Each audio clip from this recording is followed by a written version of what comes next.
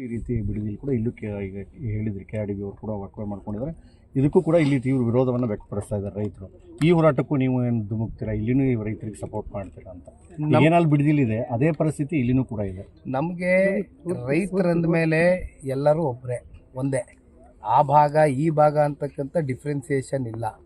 ಹಾಗಾಗಿ ಇಲ್ಲಿ ರೈತರು ಕೆಲವೊಂದಷ್ಟು ವಿಚಾರಗಳು ನನ್ನ ಗಮನಕ್ಕೆ ಅಂತ ತಗೊಂಬಂದಿದ್ದಾರೆ. ನಾನು ಕೂಡ ಹಿಂದೆನೂ ಇದೆಲ್ಲ ವಿಚಾರಗಳು ತಗೊಂಡು ಅರ್ಥ ಮಾಡ್ಕೊಂಡಿದ್ದೀನಿ. ಹಾಗಾಗಿ ಇಲ್ಲಿ ಗೂಳೆ ಹೋಗ್ತಕ್ಕಂಥದ್ದಕ್ಕೆ ಇವತ್ತು ಉದ್ಯೋಗ ಖಾತ್ರಿ ಬಗ್ಗೆ ಮಾತಾಡ್ತಾ ಇದ್ರು. ಅದು 200 ದಿನಕ್ಕೆ ಏರಿಕೆ ಮಾಡಬೇಕು, 600 ರೂಪಾಯಿ ಒಂದು ದಿವಸಕ್ಕೆ ಅದನ್ನು ದಿನಗೂಲಿಯನ್ನು ಕೊಡಬೇಕು ಅಂತಕ್ಕಂಥದ್ದು ಹಲವಾರು ಬೇಡಿಕೆಗಳು ಇವತ್ತು ಇಲ್ಲಿ ಬರೆದಿಟ್ಟಿದ್ದಾರೆ ಈ ಪತ್ರದಲ್ಲಿ. ಇದನ್ನು ಸನ್ಮಾನ್ಯ ಕುಮಾರಣ್ಣ ಅವರ ಗಮನಕ್ಕೆ ತಗೊಂಡು ಬರ್ತಾರೆ.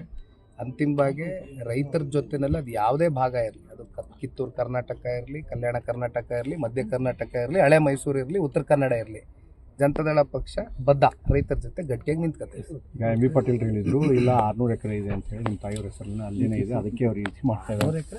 600 ಎಕರೆ ಜಮೀನಿದೆ, ಅವ್ರದೇ ಸ್ವಂತಕ್ಕೆ ಇದೆ ಅಂತ ಹೇಳಿದ್ರು. ನೀವು ಕೂಡ ರಿಯಾಕ್ಟ್ ಮಾಡಿದ್ರು, ಬಿಡದಿಲ್ಲ ಅಲ್ಲೇ ನಿಮ್ಮದೇ ಇದೆ ಅಂತ ಹೇಳಿ.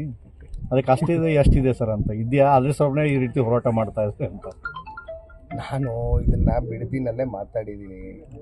ಬಹುಶಃ ಅವ್ರು ಕೊಟ್ಟಂಥ ಹೇಳಿಕೆಗೆ ಇಲ್ಲ ನನಗೆ ಮಾಹಿತಿ ಕೊರತೆ ಇತ್ತು, ನನಗೆ ವಿಷಾದ ವ್ಯಕ್ತಪಡಿಸ್ತೀನಿ ಅಂತ ಅವರು ಕೂಡ ಹೇಳಿದ್ದಾರೆ.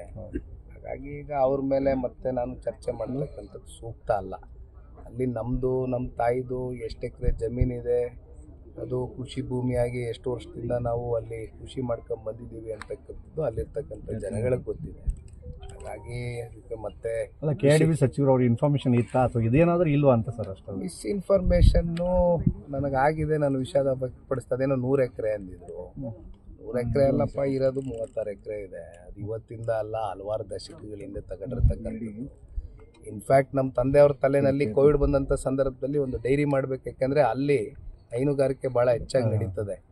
ಅಲ್ಲಿ ಇರ್ತಕ್ಕಂಥವ್ರಿಗೆ ಅನುಕೂಲ ಆಗಬೇಕು ರೈತರಿಗೆ ಅನ್ನೋದು, ಒಂದು ಡೈರಿ ಮಾಡಬೇಕು ಅನ್ನೋದು, ಒಂದು ಡೈರಿ ಪ್ರಾಡಕ್ಟ್ ಮಾಡಬೇಕು, ಅದರಲ್ಲಿ ಬರ್ತಕ್ಕಂಥ ಬೈ ಪ್ರಾಡಕ್ಟ್ಸ್ ಮಾಡಬೇಕು ಅನ್ನೋದು. ಉದಾಹರಣೆಗೆ ಹೆರಿಟೇಜು ಎಲ್ಲ ನೀವು ನೋಡ್ಬೋದು. ಆ ರೀತಿ ಮಾಡಬೇಕು ಅಂತ ಒಂದು ಮಿಷಿನ್ರಿನೂ ಕೂಡ ಖರೀದಿ ಮಾಡಿದ್ವಿ ಕೋವಿಡ್ ಟೈಮಲ್ಲಿ.